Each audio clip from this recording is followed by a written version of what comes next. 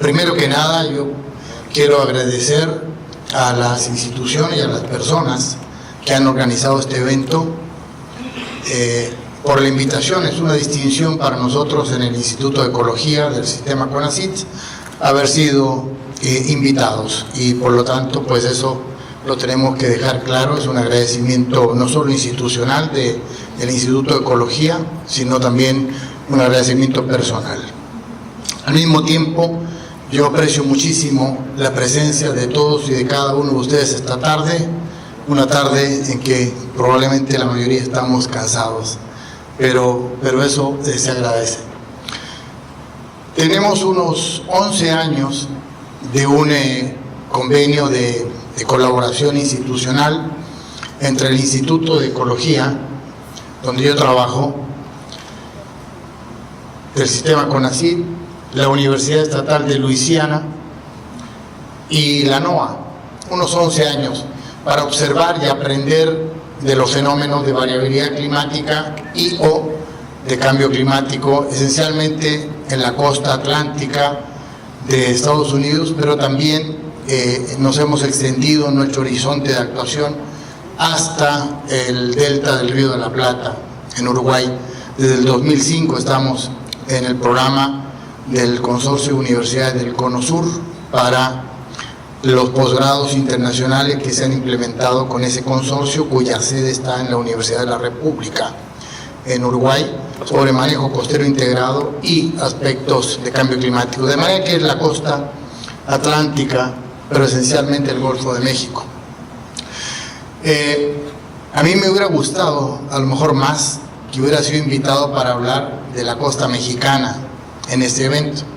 Pero bueno, fui invitado para hablar de esto, de la zona de Nueva Orleans, que la conocemos muy bien. Es una de mis alma mater, la Universidad Estatal de Luisiana, y curiosamente estaba yo como profesor los años 2004 y 2005, que fueron 2 años muy activos de fenómenos climáticos meteorológicos. El 2004 también lo fue muy activo en Estados Unidos.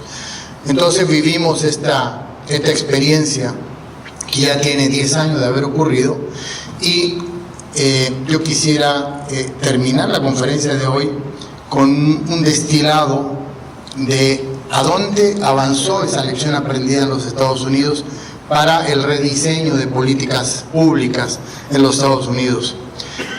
Preparé la presentación con el doctor John Day, que es mi contraparte, siguiendo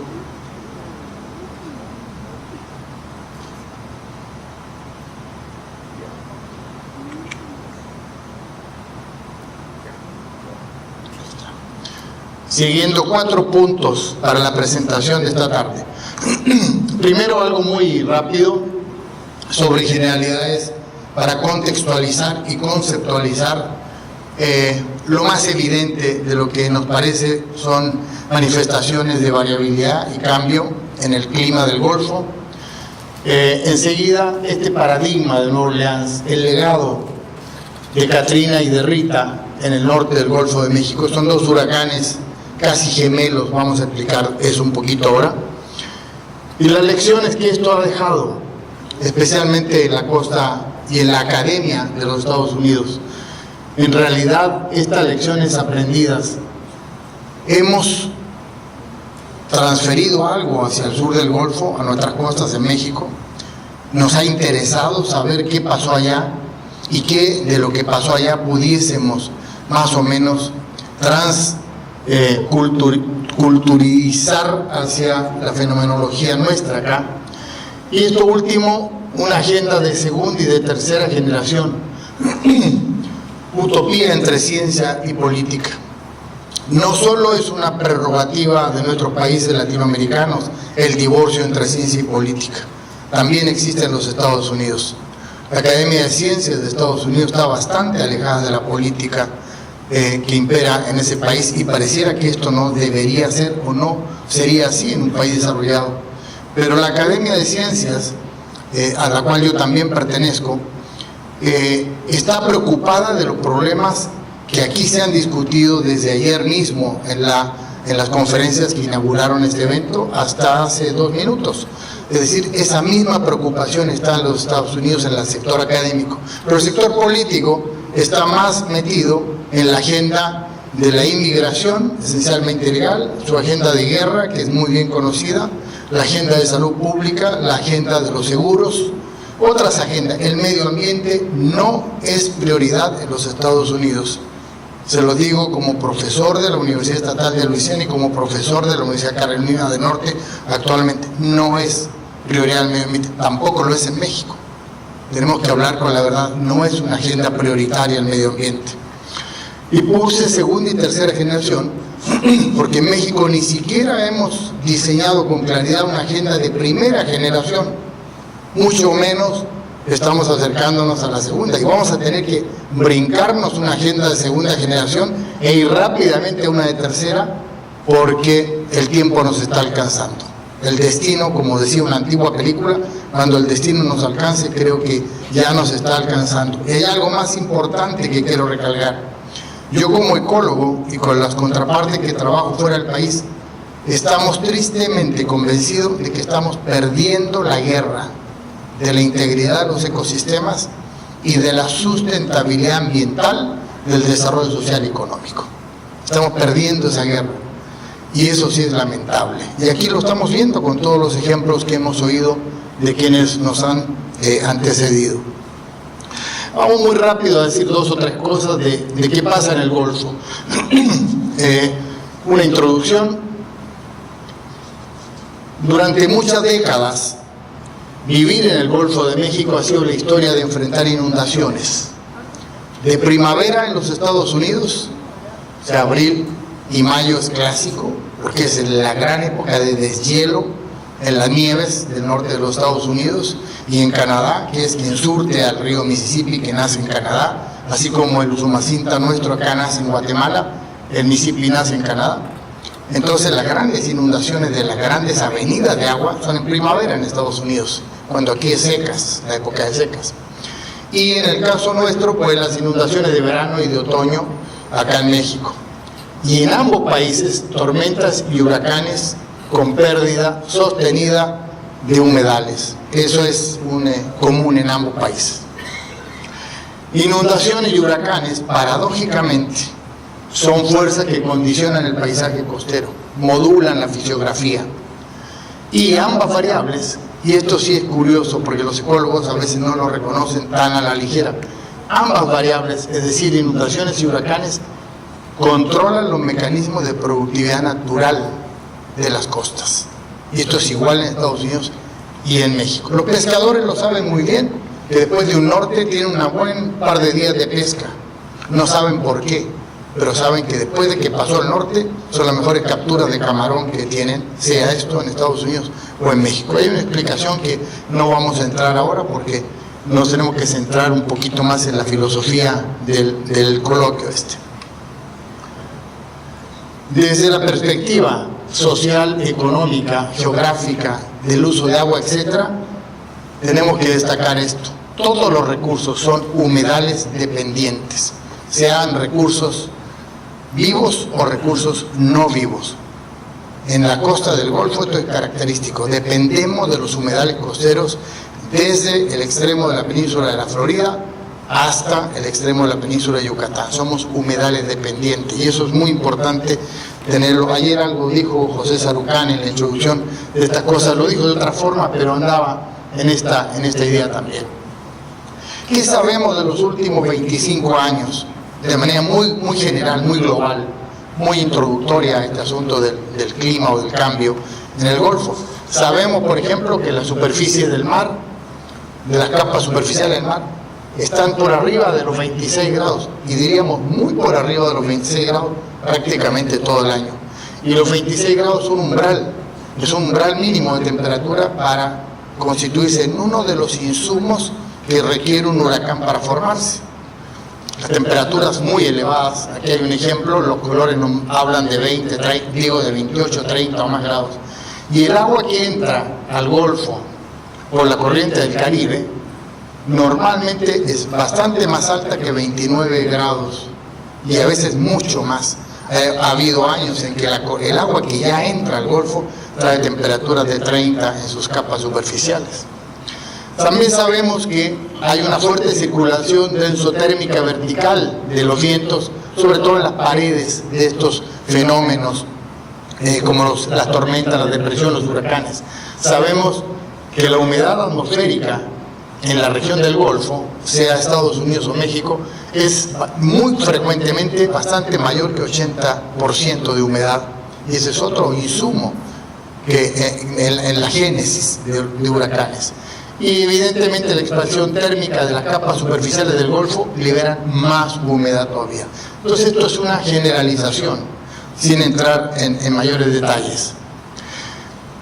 Cuando hemos procesado más o menos todas estas décadas, desde fines del siglo XIX hasta el 2011, en nuestro convenio con la NOAA, esto está en esta revista, está por aparecer publicado en cualquiera de estas semanas.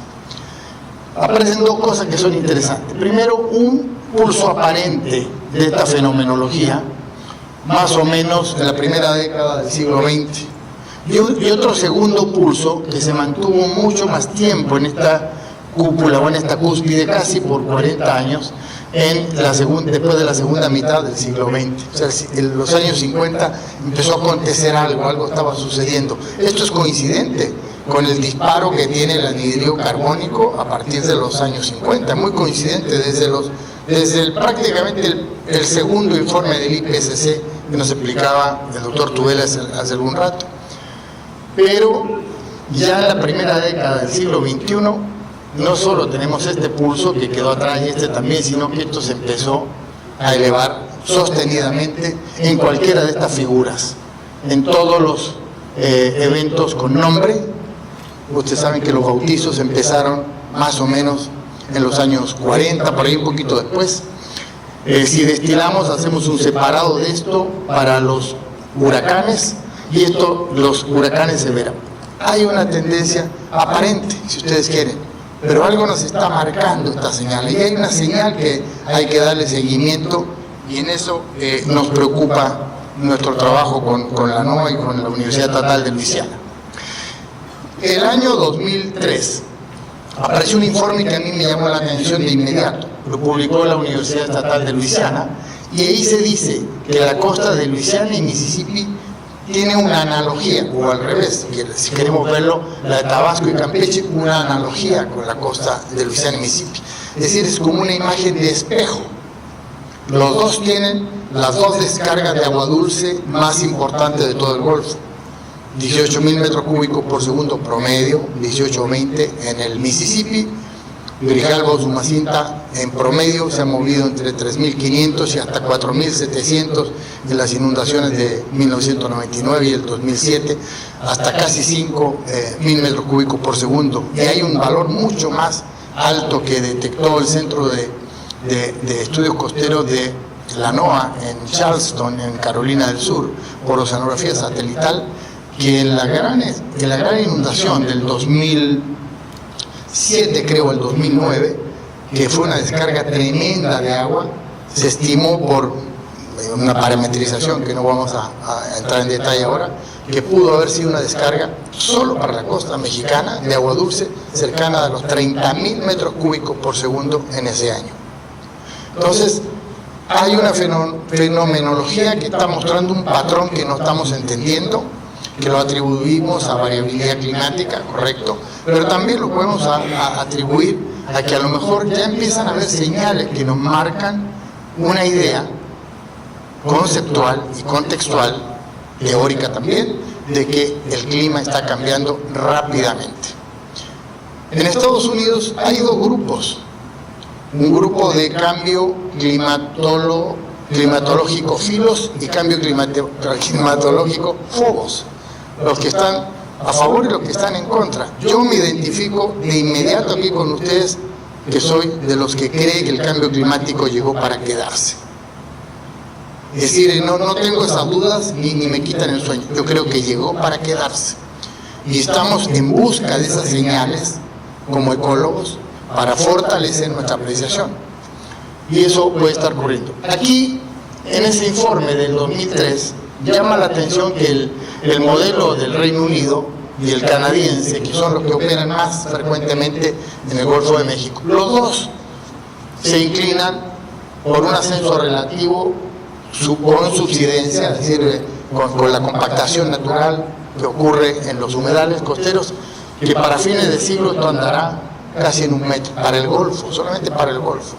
Eso contrasta con el promedio mundial que el panel intergubernamental del 2007 hablaba entre 45 y 50. En el último informe del año pasado, en septiembre o en diciembre-septiembre, esto se ha reafirmado para 50 centímetros, incluyendo un poquito más. Pero eso es un dato que muestra una incertidumbre, pero hacia arriba. Yo no he visto artículos científicos que nos hablen de una incertidumbre hacia abajo, que nos digan que el nivel del mar se está retirando. Todos dicen que está ascendiendo. Entonces hay que verlo con ese rigor y con esa apreciación crítica como científicos. En la revista Science del 2006, antes del 2007, investigadores, miembros del panel de cambio climático de Noruega y de Australia, miembros del panel, que certificaron estos datos, hacen publicaciones muy serias que están hablando casi de 140 centímetros. O sea, en el panel dijeron una cosa, independientemente por fuera dicen otra. Eso es curioso en ciencia. No vamos a entrar a tratar de explicar eso. Pero esto está publicado en Science y en Nature, como el trabajo de Jensen, que lo voy a mostrar en un rato más. Pero la Academia de Ciencias de los Estados Unidos, en un informe del 2009 que luego se publicó, llega a dar rango de 190 centímetros para el Golfo. Entonces, tenemos que ponerlo, dicen que si al vecino lo ves afeitar, pon tus barbas a remojar. Algo está aconteciendo con esto y que tenemos que verlo en el contexto integral, complejo, son sistemas biocomplejos y necesitamos ponerle mucha atención y más entendimiento. El paradigma de Katrina y Rita. ¿Qué sucedió con Katrina y Rita en esta zona de nuevo de Luisiana, de Mississippi y de Alabama? También de Texas. Bueno, aquí yo hice una selección de los últimos 10 años, y no todo, lo que se ha publicado en Nature, en Science, en revistas de mucho rigor científico. Y si vemos esto, que es una selección, hay mucho más, hay toneladas, como dijo Al Gore en su famosa película. Habían ellos podido procesar casi 900 y tantas publicaciones absolutamente certificadas que avalaban su hipótesis de la película que lo llevó a un premio Nobel, la verdad incómoda, y que no había encontrado ningún artículo científico de rigor cuantitativo que hablara de lo contrario. Ese fue uno de los puntos más fuertes de su película, que lo discutimos mucho con mis alumnos en clase. Hacemos un destilado de esto y nos encontramos con cosas como esto, que la intensidad de huracanes se ha incrementado más de 85% de los últimos 20 años. La intensidad, es decir, ya hay más huracanes de categoría 3, que son demoledores, 4 y 5 también. Eso está en uno de estos trabajos. Que la frecuencia total y el número de huracanes de categoría 3 a 5 también se ha incrementado, también, no solo la intensidad, también la frecuencia, y que el nivel del mar podría subir entre 1.5 y 2.0 o más. La erosión litoral ya avanza significativamente para no, acá podría estar la causal de esto, que la temperatura, que ya lo vimos cuando nos mostró las gráficas el doctor Tudela. Es decir, esto se está moviendo fuerte. Y aquí es donde yo, con mucha seguridad, me ubico en el lado de los científicos que creemos que el cambio climático llegó para quedarse. No tenemos dudas. Yo por lo menos no tengo dudas en eso. Katrina y Rita son dos huracanes muy parecidos. Ambos nacen en la parte norte de las Antillas Mayores, la zona de Bermudas, y ambos en un trayecto muy corto, porque ustedes saben que la formación de huracanes viene del Atlántico Norte frente al África y ahí va avanzando por diferentes etapas. Pero cuando aparece uno aquí y en un trayecto muy corto alcanza en un día y medio categoría de 0, categoría 5, entonces cuidado. Ese está el color negro, esto es categoría 5, en este caso Rita, y lo mismo acá Katrina. Katrina impacta el litoral de Luisiana y de Mississippi con categoría 4, 2 veces más que el huracán Carl en Veracruz el 2010, que llegó al litoral con categoría 2. Y este otro con categoría 3. Los dos, casi gemelos. ¿Qué otra cosa los une? Que entre los dos hay 3 semanas de diferencia, y eso sí es pues demoledor. Todavía no nos sacudimos las inundaciones de uno, y con todo lo que ustedes se pueden imaginar, el despliegue de Estados Unidos en cosas de salvaguarda, y 3 semanas más tarde otra vez la película. Ahorita vamos a más detalles en esto. Cuando Katrina impacta el litoral de Luisiana y Mississippi, aquí está Katrina, es el azul,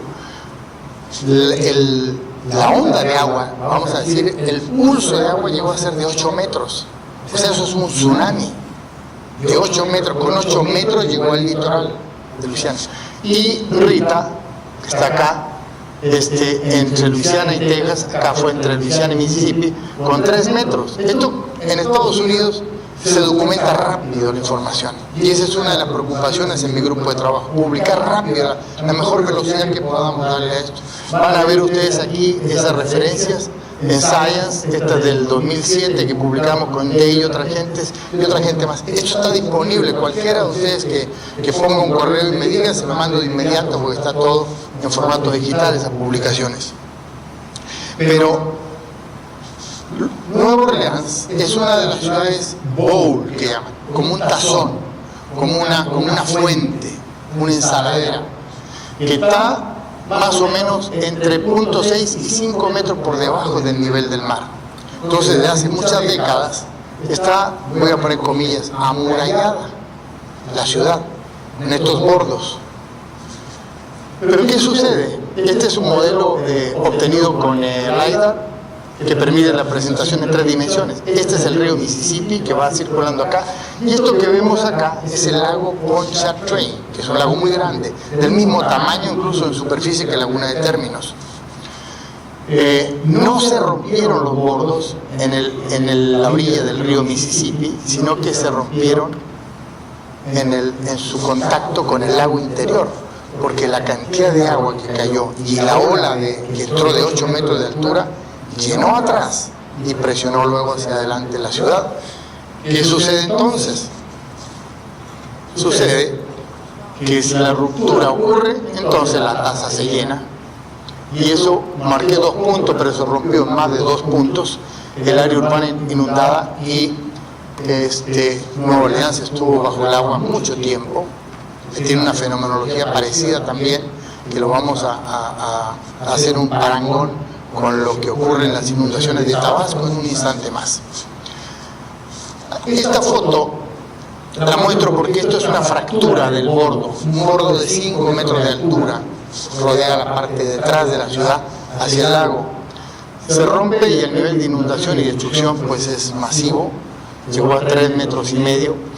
Hicimos un reporte muy rápido, casi 3 o 4 semanas después del evento, y el INE, yo estaba en Estados Unidos, lo mandamos al INE, y el INE lo publicó en su website, y estuvo un buen tiempo, no sé, hasta un par de años diría yo que estuvo allí. Ahora no está, yo lo he buscado y le pico, pero ya cambiaron muchas cosas, entonces ya no está, pero lo tenemos en informe y lo podemos también distribuir a solicitud.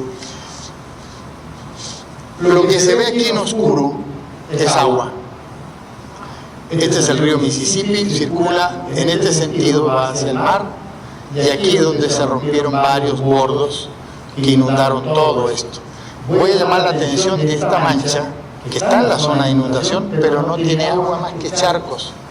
Es la zona más emblemática de Nueva Orleans, lo que se llama el barrio francés, el French Quarter, que es el que conoce todo el mundo de los carnavales y esas cosas, que es la parte hermosa pues de Nueva Orleans. De tal manera que los franceses, cuando fundan Nueva Orleans en el 1700, tuvieron muy buen ojo geomorfológico para fundarla en la parte más alta de acá, que permitió que eso se encharcara pero no se inundara. Y eso pues es una buena noticia, porque Nueva Orleans es uno de los destinos turísticos más importantes de los Estados Unidos. Y acá sí podemos mirar la misma mancha. Aquí está el barrio francés, aquí está, ese es el puente que lleva hacia el estado Mississippi, el estado vecino. Pero hay algunas manchas azules que estamos hablando de 15 pies, 17 pies de altura del agua, o sea, varios metros, 5, 6, 7 metros de inundación. La Universidad de Nueva Orleans, la Universidad Estatal de Luisiana, la estatal, tiene campus en Nueva Orleans también, pero está esencialmente en Baton Rouge, la capital de Luisiana. Pero la Universidad de Nueva Orleans está en Nueva Orleans. Esa quedó todo el campus, 1,70 m bajo el agua, todo el campus, con pérdida total de los primeros pisos en muchas de las instalaciones. Y aquí está el área urbana inundada en color, se le llama la zona cero, están acá. En algunas partes se detectaron hasta 20 pies, unas manchas azules que ven por acá, aisladas, hasta 20 pies de profundidad. O sea, estamos hablando de 6, 7 metros, un drama grande. Bueno, esto sí es interesante mirarlo, es una manera muy sencilla, con datos medidos in situ por la NOAA, que lo procesamos de manera muy simple. Son las 0 horas del día 28 de agosto. La marea se está moviendo de manera natural, igual que acá, 48 centímetros de promedio anual, un poco más, un poco menos, una marea muy parecida. A la medianoche del 29 empieza a subir el agua afuera de los bordos, fuera de la ciudad, el pulso de agua, y en más o menos 6 horas alcanza 8 metros afuera de la ciudad. O sea, imaginen a Nueva Orleans rodeado de un agua de 8 metros de altura, cuando los bordos máximos tenían 6 metros. ¿Qué ocurre? La presión de esa cabeza hidrostática es tan grande, rompe los bordos a las 10 de la mañana del día 29, aquí estamos, esto es el día 29, del día 29 de agosto, se rompen los bordos y se inunda, se llena la taza, y vean cómo se ve esto.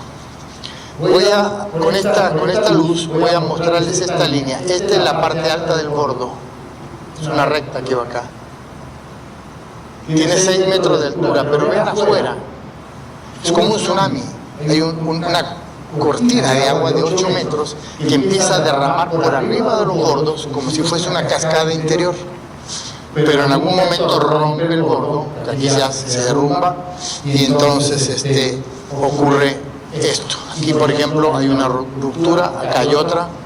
Este es el de los Santos de Nueva Orleans, ¿cómo se llama? El Superdomo, no sé cómo le llaman, famoso, ¿no?, que sirvió de refugio.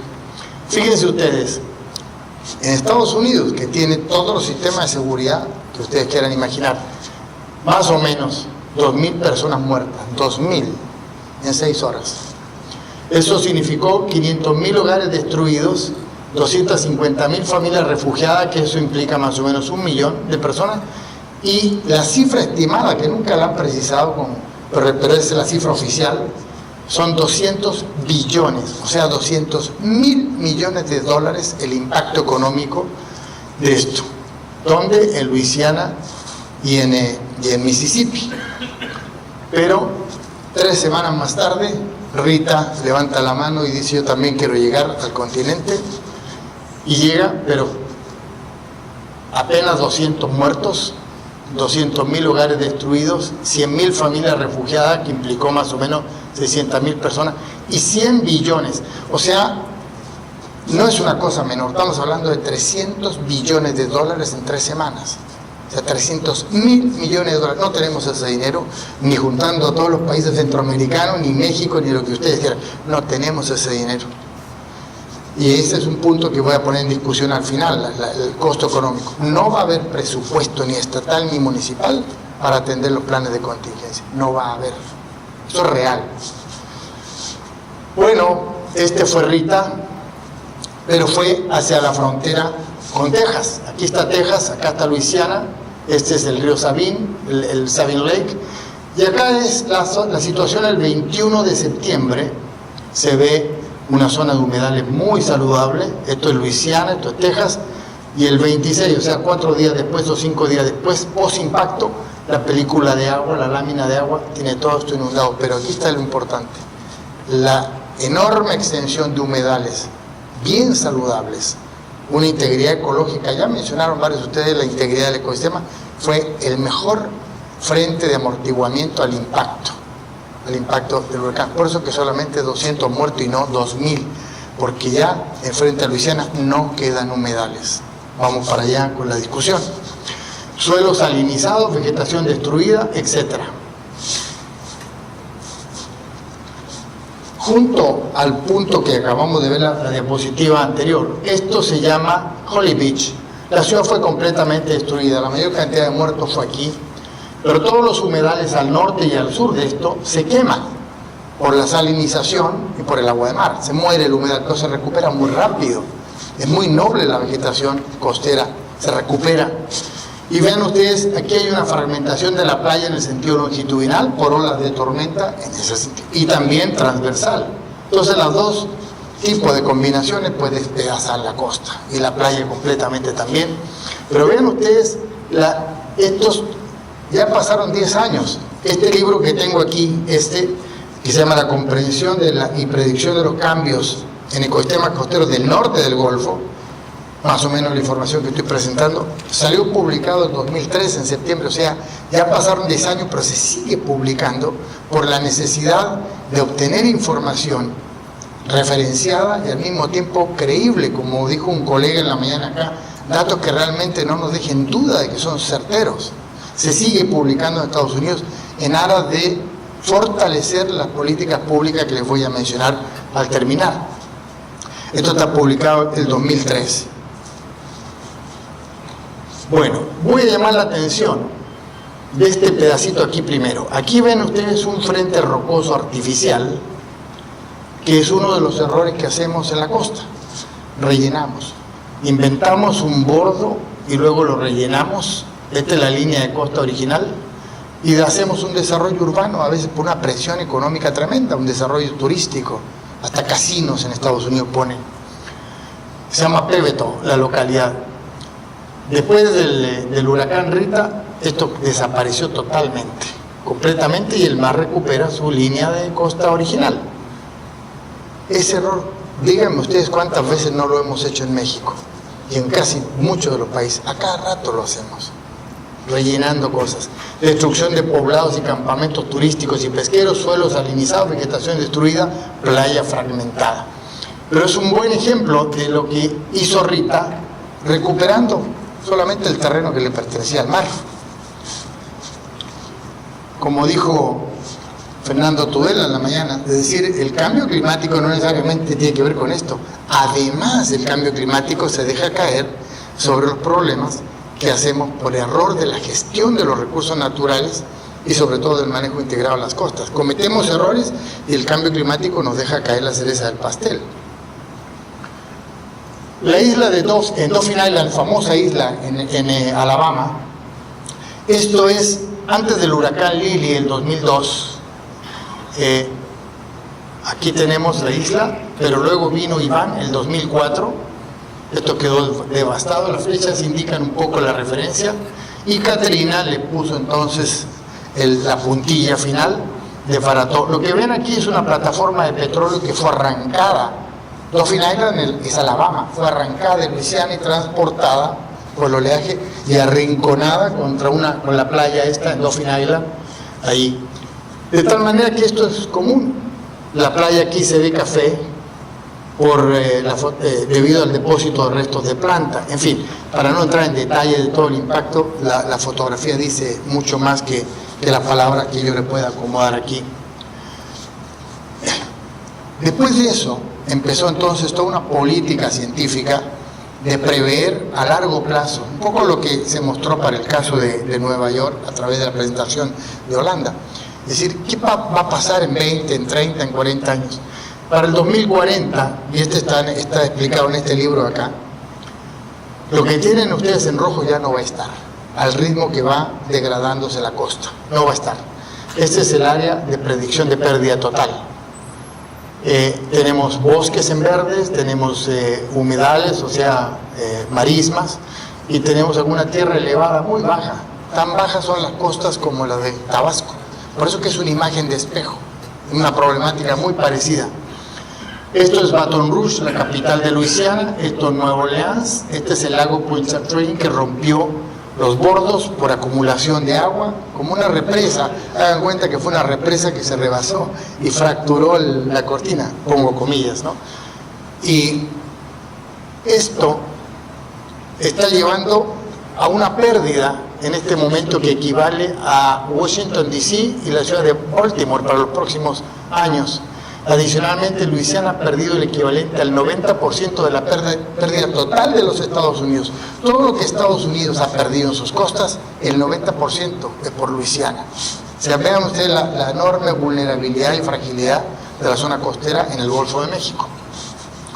En 1937 este era el brazo principal del delta del Mississippi, y en el año 2000, o sea, hace 15 años atrás, así estaba ya. Y vean ustedes cuándo fue publicado esto. Fue publicado el mes pasado. El doctor Day, que encabeza este libro con la editorial Springer, se llama Perspectiva para la restauración del delta del Mississippi, estuario del mundo.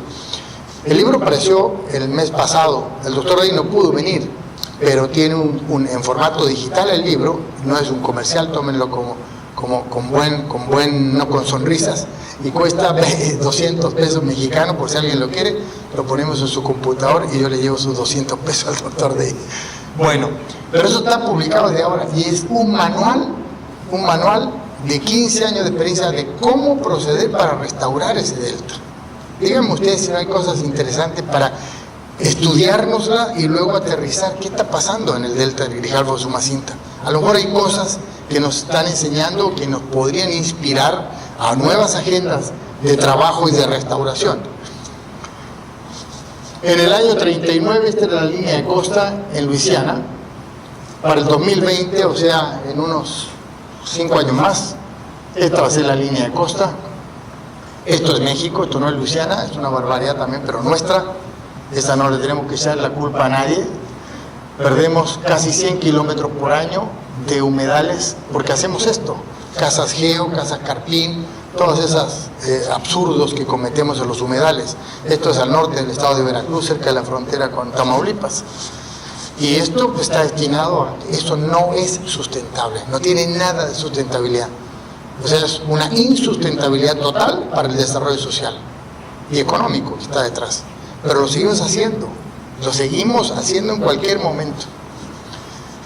Se pierden en Estados Unidos y entre México y los dos países 250 kilómetros cuadrados de humedales cada año. José Sarucán habló de la pérdida de bosques, también son cifras verdaderamente espeluznantes de cómo lo estamos haciendo. En Estados Unidos 150, nosotros cerca de 100, ahí está la cifra. Son relativas, pero son importantes.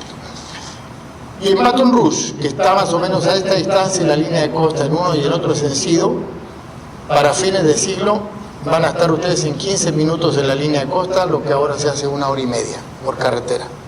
Y esto está absolutamente ya probado, de acuerdo a los modelos que tienen acá. Está publicado en 2009 en Nature. ¿Y qué significa entonces? Bueno, esto vamos a ver una de las políticas públicas en unos instantes más. Se ha considerado un asunto de seguridad nacional. Más o menos la llamada atención de nuestro colega de Costa Rica que puso algunas luces colgando así rojas en diferentes aspectos de su presentación. Lecciones aprendidas. Lo que pasó allá arriba, ¿nos importa, no nos importa? ¿Podemos aprender algo? ¿Podemos saber algo de eso?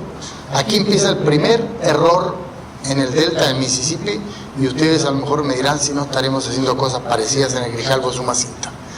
Primero, ¿qué tenemos acá? Esta era la planicie de inundación histórica del Mississippi. Humedales inundables todos los años. Pero, como el Homo sapiens no es tan sapiens, lo intubaron, o sea, lo llenaron de bordo para que no se inundara nada, y lo llevaron directamente al mar. Los sedimentos, el agua dulce, los nutrientes, los orgánicos, los inorgánicos, directo al mar. Es decir, ahí está el origen de la zona muerta en la plataforma continental de Luisiana y Texas. Sobrecarga de nutrientes, de orgánicos, de inorgánicos, de sedimentos, de agua dulce. El agua dulce es benéfica en el mar también. El mar también es otro usuario de agua dulce. Entonces, esta estructura fue la causante que, como acá ni en Tennessee, en Arkansas, en Luisiana, en Mississippi, etc., los humedales se murieron. Sin sedimento, sin agua dulce, se murieron. Y ya no había protección para cuando empezaron a llegar los huracanes de los últimos 20 o 25 años. El problema entonces fue canalizar el río. Se rompió la hidrología y se deterioraron los humedales costeros. ¿Cuál es la solución de esto? La solución fue planteada de esta forma. Esto que ven aquí ustedes es una zona, este es el río Mississippi, es una zona hacia el mar, que no recibe agua dulce, que no tiene sedimentos terrígenos, que no tiene nutrientes. La subsidencia es muy alta porque la compactación de los humedales, sea natural o sea inducida por la explotación de petróleo y gas, que aquí no hemos mencionado nada de esto, de la explotación de petróleo y gas, porque sabemos que es una luz roja que no está encendida, está parpadeando enormemente, y ese es otro asunto que deberemos tocar. Los humedales en estrés, la erosión mareal de suelos y una muy baja producción primaria acuática. O sea, esto iba directo a zona muerta. Se convenció a la Autoridad Ambiental de Luisiana, que es muy débil la Autoridad Ambiental de Luisiana, porque está controlada totalmente por las industrias de petróleo y gas, de romper el río, el bordo del río, para que esto se inunde.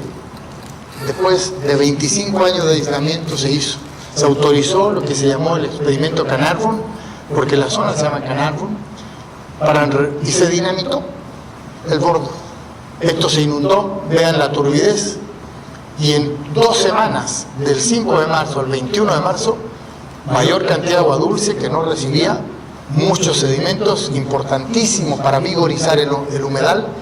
Se disminuyó la subsidencia medida con una técnica de feldespato muy rápida, disminuyó la intrusión de sal, se recuperaron los humedales, la cuenca y mareas quedaron en balance, se empezó a formar suelo orgánico y la producción primaria acuática aumentó y los pescadores empezaron a volver a pescar en 3 semanas. Fíjense ustedes, bueno, esto está documentado, todo está publicado, que 11 años después, y este monitoreo está puesto en el libro que mencioné de restauración, empezó a mostrar cómo el humedal se vigorizó totalmente con ese experimento de romper Carnarvon. Y esto que está en amarillo es humedal nuevo, que no existía. Se formó por esos elementos adicionales de un sistema biocomplejo que había sido castrado de aquello 25 años atrás. De tal forma que esta era la prueba contundente para que ahora se están construyendo cerca de 150 compuertas en el Mississippi para abrirlas como política pública regularmente en áreas que están definidas o predestinadas antes, y esto está cambiando completamente lo que pasaba. Bien, tengo 5 minutos, así que voy a acelerar porque no hemos dicho nada de políticas públicas. Problema 2, ya lo expliqué, el exceso de nutrientes, y 3 soluciones ecológicas: recuperar el bosque ripario, que fue castrado también, volver a hacer el bosque al lado del río, crear y restaurar humedales en sitios dentro del paisaje, o sea, hacer oasis de humedales dentro de la agricultura, como lunares, como oasis dentro de las áreas agrícolas, derivación del río a través de la planicie e inundación para que vuelva a permitir eso. La solución: ecotecnologías e ingeniería ecológica.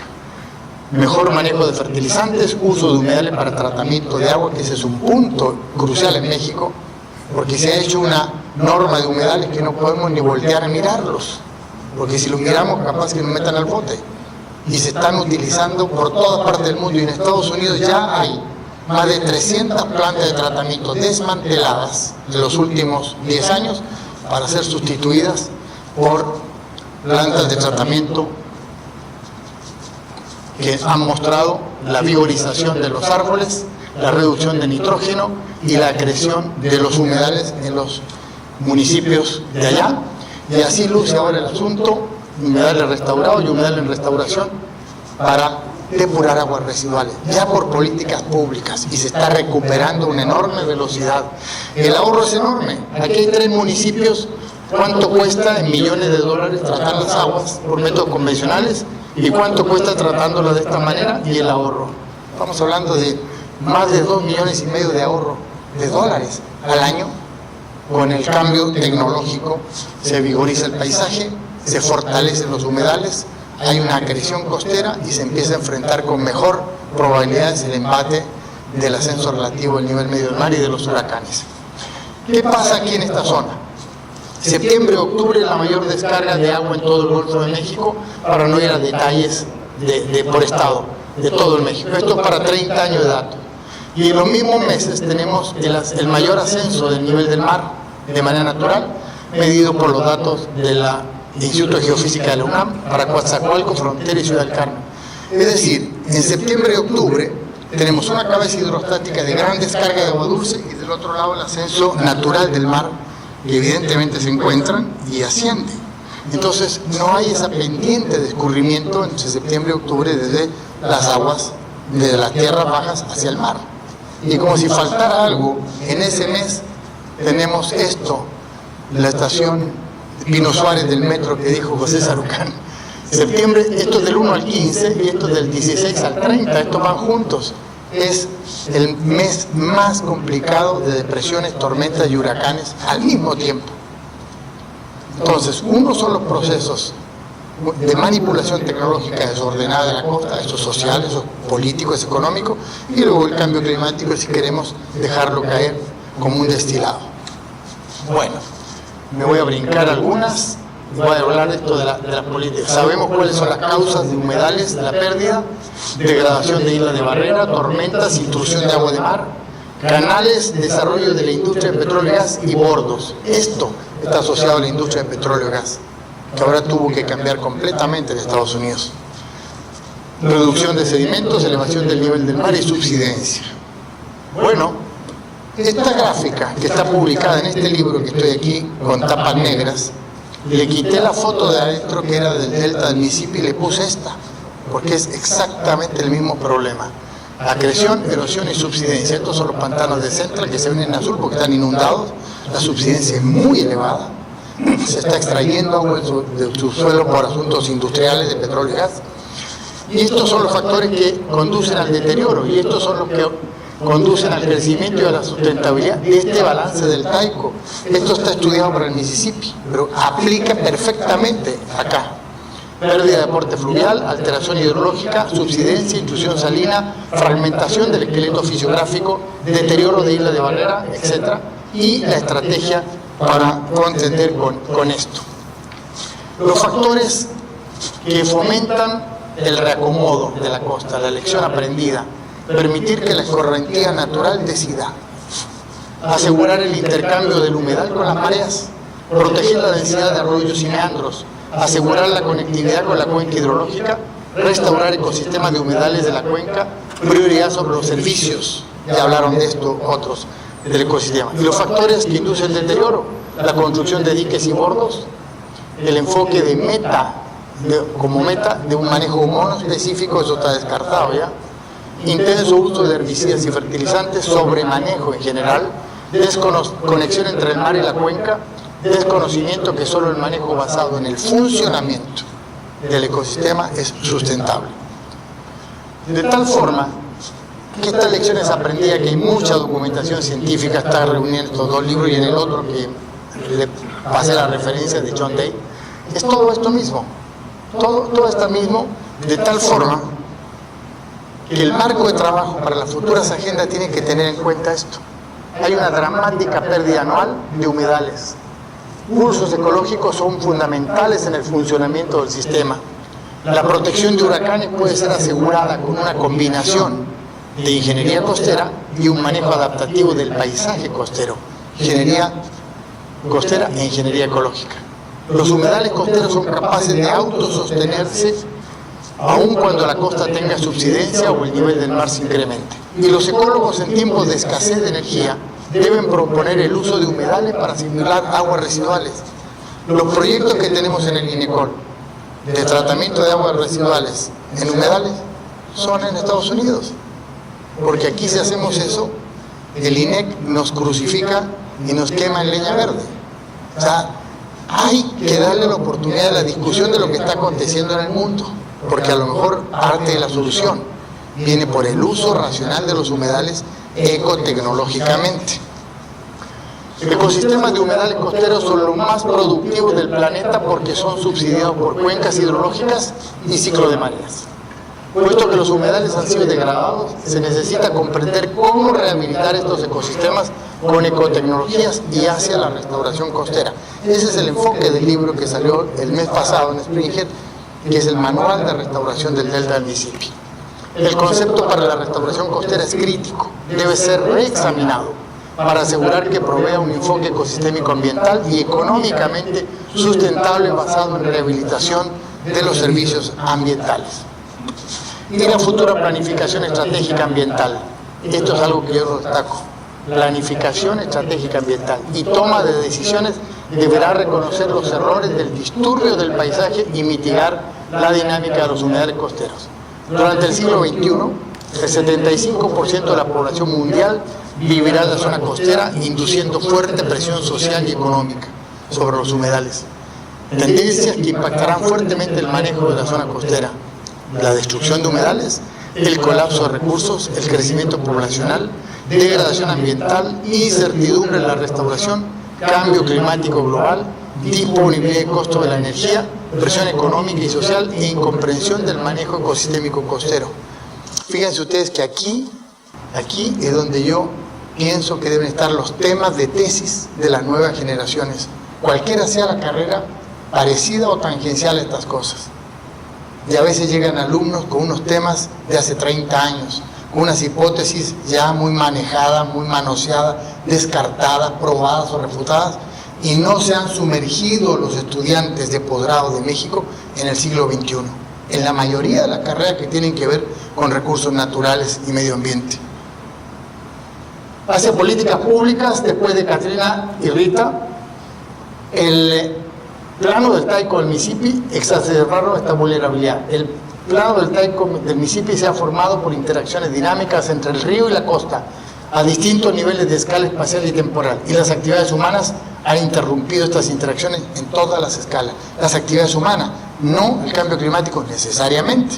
El cambio climático ha magnificado de una manera sinérgica esto. Los esfuerzos de restauración están ahora enfocados a restablecer las interacciones dinámicas con énfasis en reconectar el cauce principal del río con el plano del Taiko, es decir, inundar lo que tiene que inundarse. Y vaya que es una decisión finalmente política terriblemente delicada, pero esto está haciendo, las políticas públicas de restauración del delta están siendo guiadas por la academia. En México esto no ocurre, estamos divorciados del sector político. La academia está divorciada del sector político, con mayor o menor énfasis, pero es una tendencia global. E internalizando los efectos actuales del cambio climático y la disminución histórica de los recursos naturales.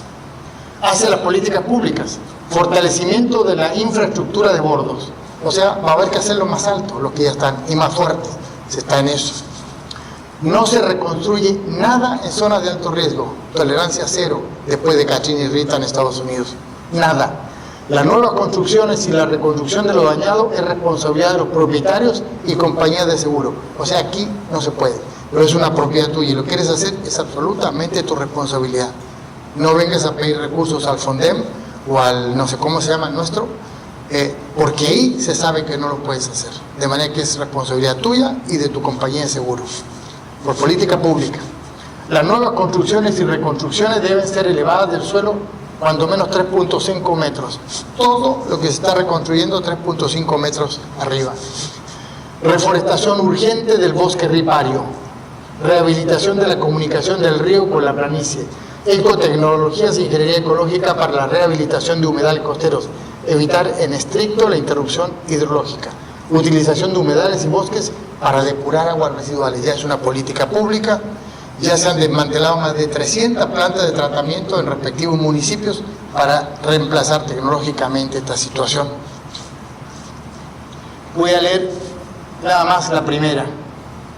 La salud económica de los Estados Unidos depende de la sustentabilidad de la navegación, del control de inundaciones, de la producción de energía, del turismo, de los recursos pesqueros, agropecuarios en tierras bajas y la producción de otros recursos naturales que dependen del funcionamiento del delta y sistemas fluviales asociados, determinando que la restauración del delta del Mississippi es un asunto de seguridad nacional.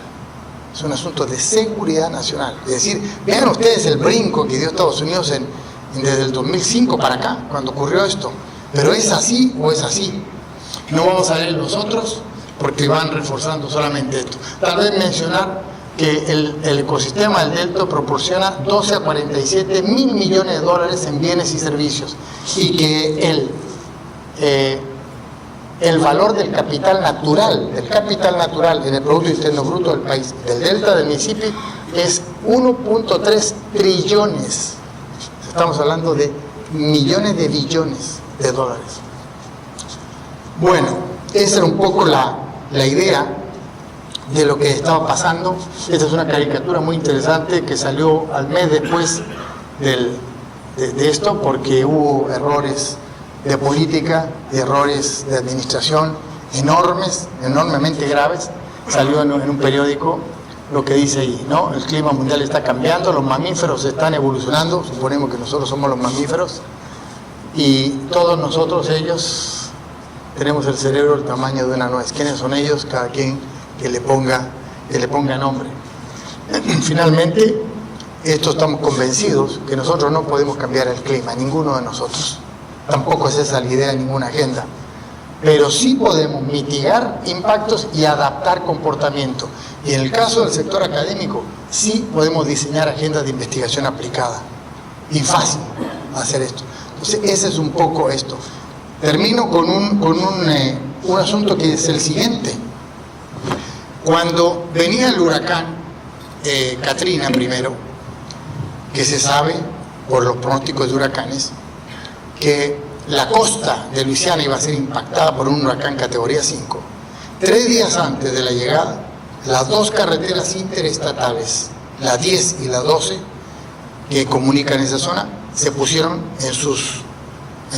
son 4 carriles cada una, en sus 8 carriles, todas desde la costa hacia Houston, Texas, que está en ese rumbo, pero primero hacia la ciudad de Baton Rouge, que es la capital del estado. O sea, 8 carriles, 3 días antes. Un coche tras otro. 3 días no fueron suficientes. Cuando entró el huracán, ustedes saben que murieron 2.000 personas. Me pregunto yo, y lo dije en alguna conferencia, la zona conurbada Veracruz, Boca del Río, tiene la misma población de Kenner, Metaire, Nuevo Orleans, 1,5 millones.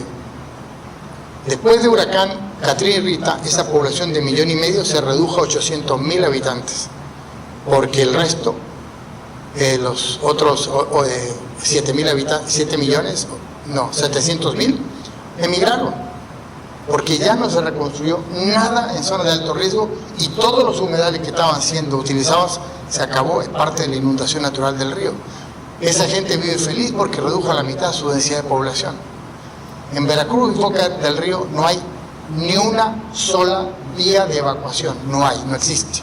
Si vas hacia el norte, vas a Cardel, pegadito a la costa. Si vas hacia el sur, vas a Alvarado, pegadito a la costa. Para atrás no hay nada. No hay manera de evacuar nada. Si llega un huracán de esta categoría y no hay ninguna razón para pensar de que no vaya a ocurrir, puede ser un apocalíptico desastre allí.